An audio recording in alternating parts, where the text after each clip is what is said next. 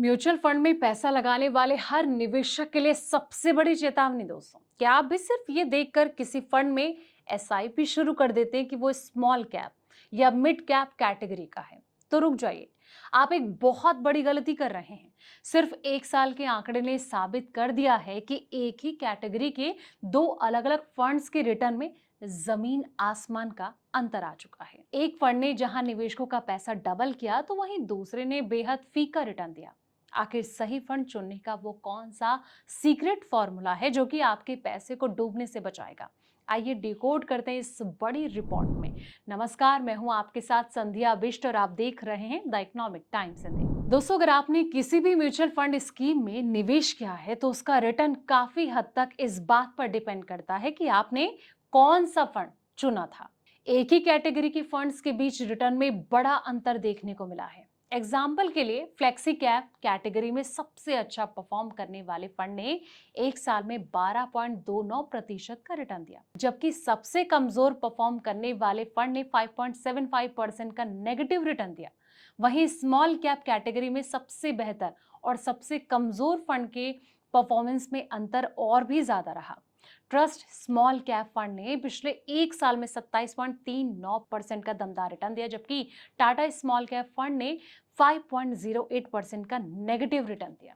बाजार में सही शेयर चुनने वाले फंड्स को फायदा मिला है दोस्तों। वेल्थ मैनेजर्स का ये कहना है कि पिछले एक साल में शेयर बाजार में सभी सेक्टर का परफॉर्मेंस एक जैसा नहीं रहा। ऐसे में जिन म्यूचुअल फंड मैनेजर ने सही कंपनी और सही सेक्टर में निवेश किया, उनके फंड्स ने बेहतर रिटर्न दिया। वहीं जिन फंड्स का निवेश अपेक्षाकृत कमजोर परफॉर्म करने वाले सेक्टर में ज्यादा था, वो परफॉर्मेंस के पीछे रह गए।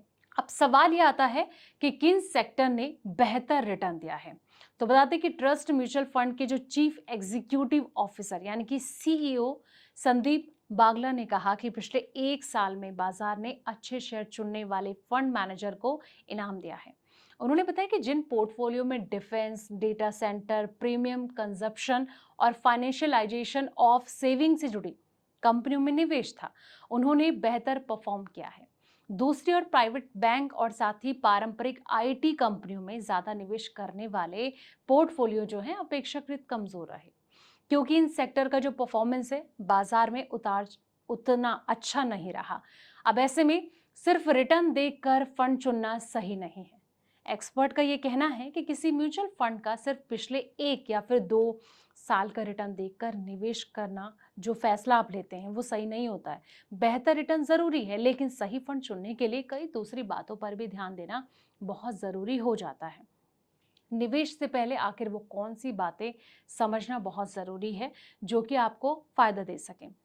डब्ल्यू बाय ग्रो के रिसर्च प्रमुख नीरव करके का ये कहना है कि निवेशकों को ये समझना चाहिए कि फंड मैनेजर किस तरह की इन्वेस्टमेंट स्ट्रेटजी अपनाते हैं और इसके अलावा अलग अलग मार्केट साइकिल में उसका परफॉर्मेंस कैसा रहा है, पोर्टफोलियो किस तरह तैयार किया गया और वो निवेशकों की जरूरतों के मुताबिक है भी या फिर नहीं।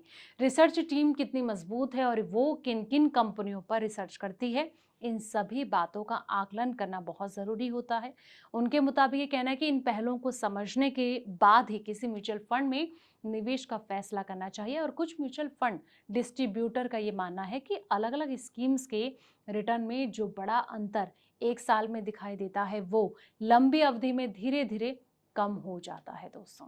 तो ये तमाम चीजें हैं जिसका आपको खासा ध्यान रखना चाहिए। फिलहाल इस रिपोर्ट में इतना ही। ऐसे पल पल की वीडियोस के लिए आप देखते रहें द इकोनॉमिक टाइम्स हिंदी।